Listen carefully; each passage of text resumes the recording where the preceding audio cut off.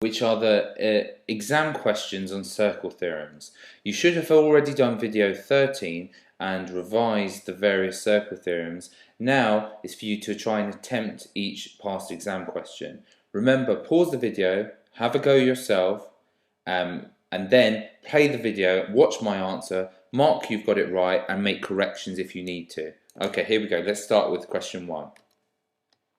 Pause the video, 10 seconds, I'll start talking.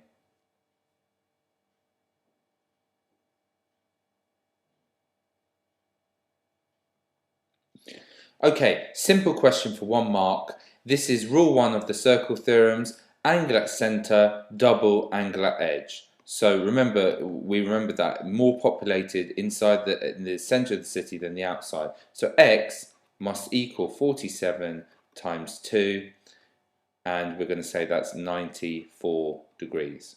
Okay, if they ask for a reason, they haven't here, angle at centre twice angle at circumference. That would get you the mark. Next question, pause it, have a go, and I'll talk in 10 seconds.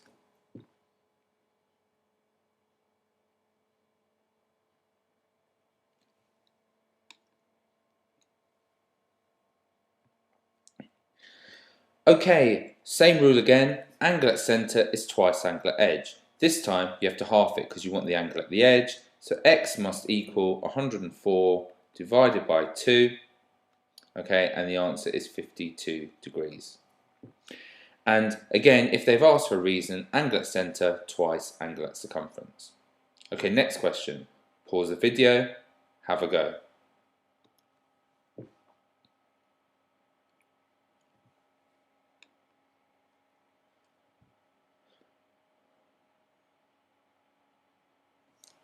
Okay, it tells us that PQ here is a diameter. Because it's a diameter, we've split the circle into a semicircle. We know the rule that angles in a semicircle contain a 90 degrees. So this angle here at R must be 90 degrees. So to get W, you simply add these up and take them away from 180. So W would equal 180, subtract 90, subtract 67. And you'd get 23 degrees, so 23 degrees. Remember again, this is just rule 1. If it's, the angle at the centre here is 180, so the angle at the edge is 90. That's really rule 1, but a special case of it. They ask a reason here, because angles in a semicircle contain a 90. Okay? Next question, pause the video, have a go, mark your work.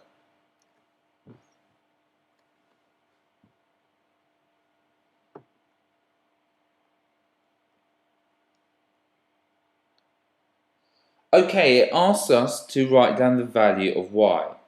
Now, it might confuse a few people which of 48 and 20, which of 28 and 40 is it. What I would always do is draw out an arc to see which one it is. So you might say, for example, you draw that arc there, and you say, is this the right arc to draw? And you see what angles are coming out of that. Well, that angle and that angle, see, this one and this one are coming out of that arc. So that's not y at all. That's of no good to me. So I don't care about that one. So I'm going to go, right, I'm going to draw in another arc. And I'm going to instead draw this as my arc here. So this is my arc. Remember, angles from the same arc are equal. So here, I would draw out myself a line. So from that arc, there's an angle coming out from that arc, and here's another angle coming out from the same arc. Okay, so that's saying that this angle and this angle are the same, so y is equal to 28 degrees, and reason, angles coming from the same arc at circumference are equal. Okay, next question, pause the video, have a go, mark your work.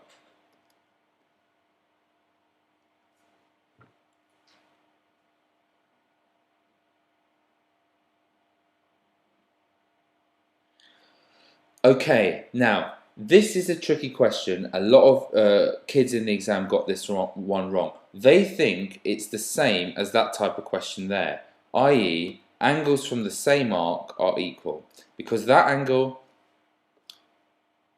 and that angle come from the same arc, they're equal. But hold on a minute, this is rule 1. Angle at center is twice angle at circumference from the same arc. So they've been tricky here. They've made the angles look quite similar, but really this is rule 1. Angle at center, 84, is twice the angle at the edge. You know, usually we see the picture looking something like that, and it's more obvious to us that that would be half, but here they've dragged it out to here to just confuse us. So W is half of 84, which is 42 degrees, and the reason angle at center is double angle at circumference. Tricky one, that. Don't lose a mark for something you know but you just rushed and you just thought, oh, this is easy. So just think about what rules applying in each case. Okay, next question. Just before you do this, again, I'd advise you, strongly read the words here. Strongly read the words. There is a trick in this question. Do not fall for it. Okay, so pause the video, have a go.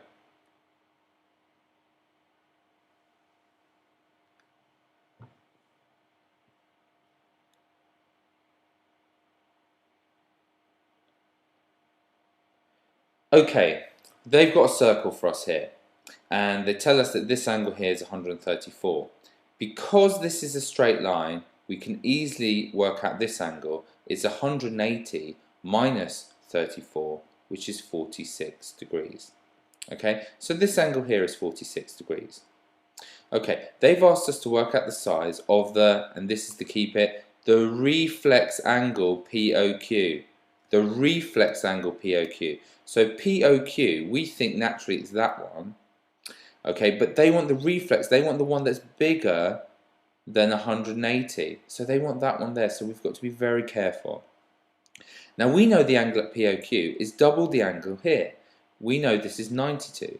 The reason we know that, angle at center, twice angle at circumference. Easy.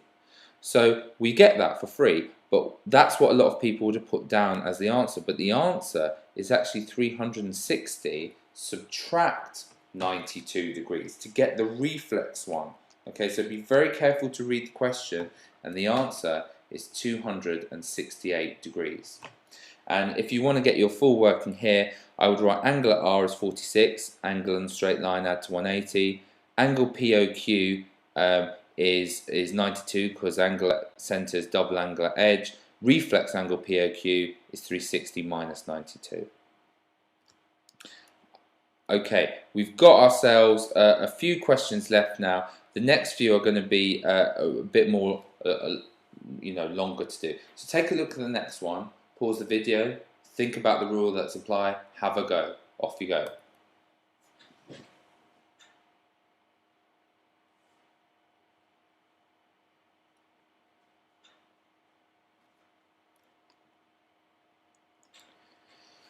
Okay, now, it tells us that PQRS is a cyclic quadrilateral. That's a four-sided shape whose corners are on the circumference of a circle. We know a rule for these. We know that opposite angles add to 180. Now, I don't have that angle there, so I can't do anything. But I know that one and that one must add to 180. Okay, now, this is quite an involved question. I'm just going to start off by doing the obvious, doing what I know well. So I'm going to take this angle here, the 3x plus 10. I'm going to add it to the other angle, 7x minus 30. Okay, and I'm going to know the answer of adding the two opposite angles here must be 180. Now I strongly encourage you, do not try and add those straight in your head. You'll make a mistake with the negatives. How many x's? 3x, add 7x is 10x. And then we've got plus 10 minus 30, which is minus 20. And that is still equal to 180. Okay, now let's solve for x. Add 20 to both sides. 10x must equal 200. And then divide by 10. X must equal 20. So without really knowing what we're doing in this question, we can find x. Okay, we can find x. And if we can find x, we can actually label in all these angles that had x in them. So this here must be 3 times x, which is 20, plus 10, which is 70. And this must be 4 times x, which is 80, plus 30, which is 110. And just for interest, this one here is 7 times 20, which is 140, minus 30, which is 110 degrees again. Now, we wanted to prove that the PQ, this line here, is parallel to SR, that line there. Now, you know, unhelpfully in the question, they've made them look not parallel. They clearly look not parallel. Well, how can we do that? Now, remember there's a rule about parallel line angles between parallel lines. Okay, if you've got two parallel lines, here and here, then interior angles, or C angles, add to 180. Okay, so if the lines are parallel, the two interiors add to 180. Well look, if that one and that one were parallel, okay, these two angles must add to 180. If they don't, they can't be interior angles and they can't be parallel lines. Now look, this we said was 110 plus the 70, and that adds to 180. Okay? So therefore, angles P and S are interior angles, colloquially known as C angles. Okay, so they are interior or C angles, and therefore lines PQ and SR are parallel. So it's quite an involved question, but I've seen a lot of these ones coming up. So how I do it in future, I would firstly label the things that they want you to show a parallel. Label that, label that. In order to show they're parallel, interior angles must be at work. So either this angle and this angle must add to 180, or this one and this. Now we don't know this, so that's why I'm not interested in this side. We didn't know what this is, what these are. So if I could show that one and that one add to 180, then they are interior or C angles, therefore the lines are parallel. How do we find these angles? Because it's got x's, well we use the cyclic quadrilateral rule. Opposites add to 180, do a bit of algebra, get what x must be, substitute in what these two angles are, you find that they do add to 180, so they are interior angles or C angles, so the lines you're trying to show are parallel are indeed parallel. Now, I've got another question on the next page. It's not even involving circle theorems. I just wanted to throw in at this point because it's using exactly what we just used, apart from it's not a circle theorem. Okay, so you've got to find x in some way like we've just done, and then show that the angles are interior and so the lines are parallel. So have a go at this. See if you can apply the knowledge we've just done to this past paper question. It's not about circles, but it's just good practice for you. Here we go.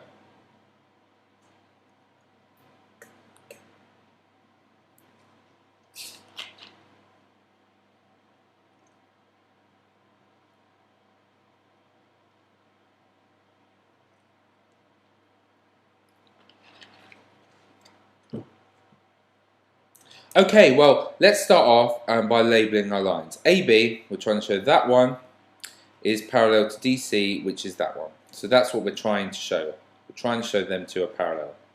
Now, in order to do that, if we could show that either that angle and that angle add to 180, then we'd have interiors. Or we could show that one and that one add to 180, and they'd be interior or C angles, and hence the lines would be parallel. Now, there's no circle involved here.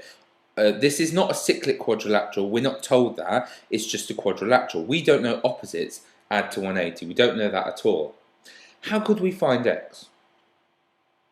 Well, we know for sure that all the angles of a quadrilateral add to 360. So let's do some algebra, let's be sensible with this. Okay, so x, okay, plus 4x, plus 2x,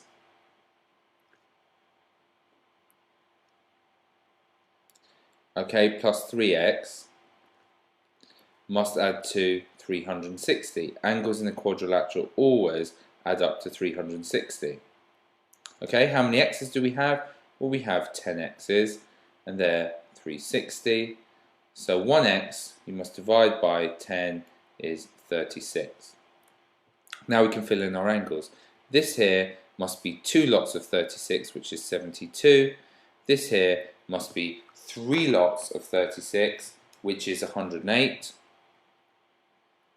Okay, then I would simply say 72 plus 108 equals 180. Therefore, I would just call angle A and D are interior angles, and then I would say therefore AB parallel. Therefore AB is parallel to CD as required, or DC as required, and you're done. You could have done it with these angles here. That would have been 36. That would have been 4 times 36, which is 144. They also add to 180. You don't have to show it for both, just show it for that, and that's sufficient. Because they're interior, these lines must be parallel. Because if they weren't, if they didn't add to 180, there's no way those lines could be parallel.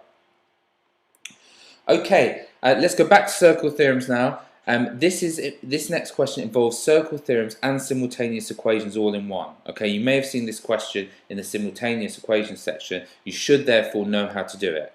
Pause the video, have a go, then mark your work.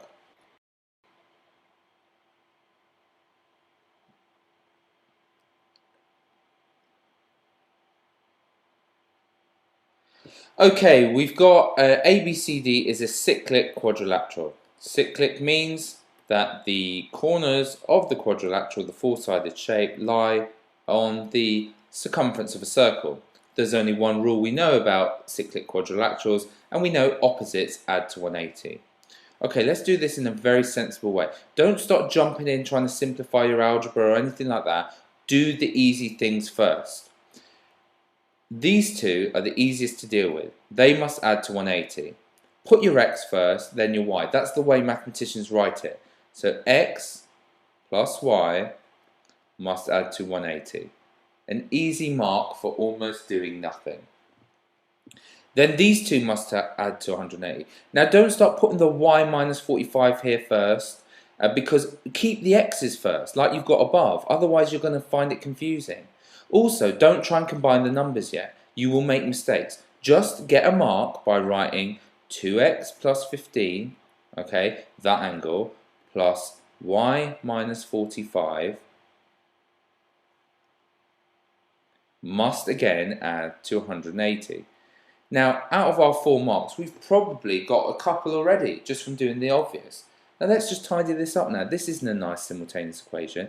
Let's combine the numbers. 15 plus 15 minus 45 is minus 30.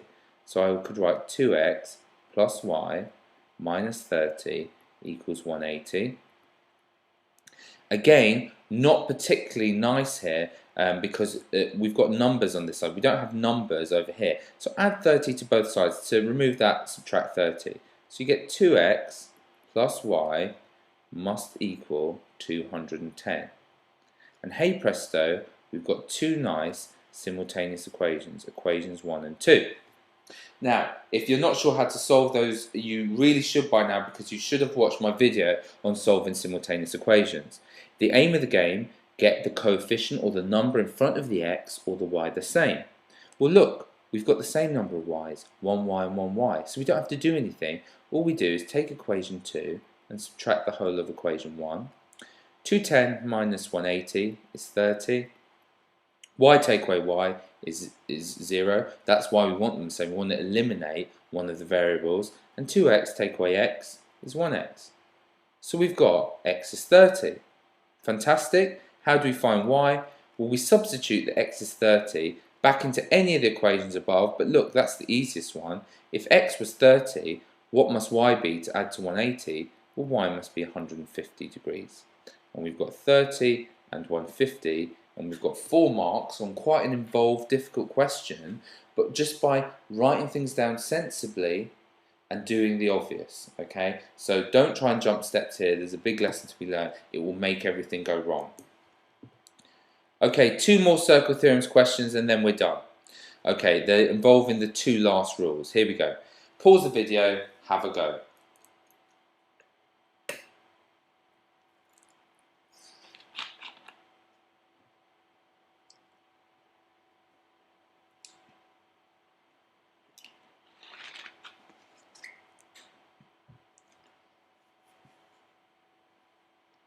Okay, a 5-mark question here. It talks about a cyclic quadrilateral. Here's our cyclic quadrilateral. The edges of the four-sided shape lie on the circumference of a circle. There's a rule we know there, and maybe if you're brainstorming, opposites add to 180. Okay, so we may use that a little bit later. Okay, now let's just try and see what we're trying to do. Show that AB is parallel to CD. Let's draw in the lines we care about. AB is this one here. Is parallel to CD is that one there. Okay, now we are trying to show they're parallel. That's using some of the previous exam questions we've done. If we could show that this angle and this angle added to 180, they'd be interior or C angles, then the lines would be parallel.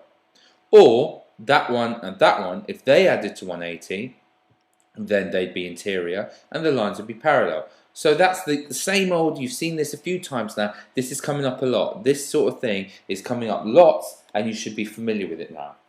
Now, whoa, where do we start? There's so much going on here. Do the obvious. Do what is very, very obvious. The first, I think the most obvious thing, this line here is a tangent. Okay, and therefore it's a straight line. Now, what must that angle be there if these are on a straight line? Well, if that's 58 and that's 78, they add to 136.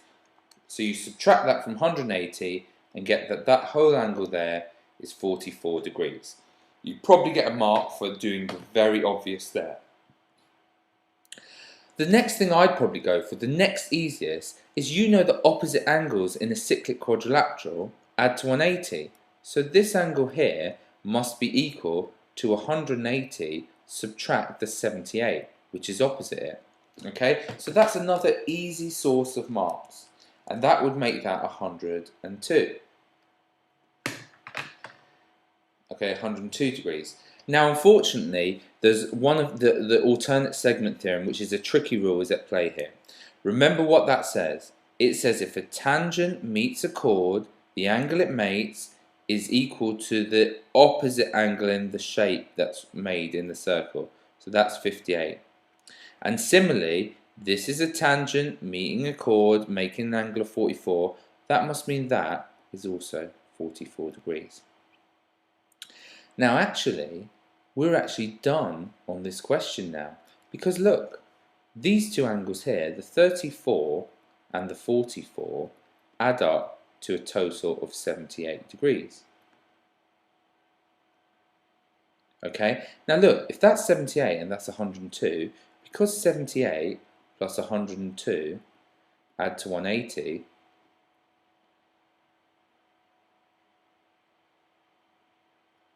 degrees, then you know the angles in B and C are interior or C angles. Therefore, okay, this tells us that lines AB is parallel, okay, to line CD, and you're done. And it's exactly like the other ones, but it just involved another circle theorem, this alternate segment. That angle equals that one equals that one. Okay, so there was quite a lot on play here. There was angles on a straight line going on. Okay, there was alternate segment theorem. There was opposite angles in a cyclic going on, and there was this interior or C angle stuff. So a lot going on, but 5 marks, a gettable 5 marks. That's an A-style question, but I think it's gettable if you know your circle theorems. Okay, last question. This involves one of the last circle theorems. Pause the video, have a go, mark your work.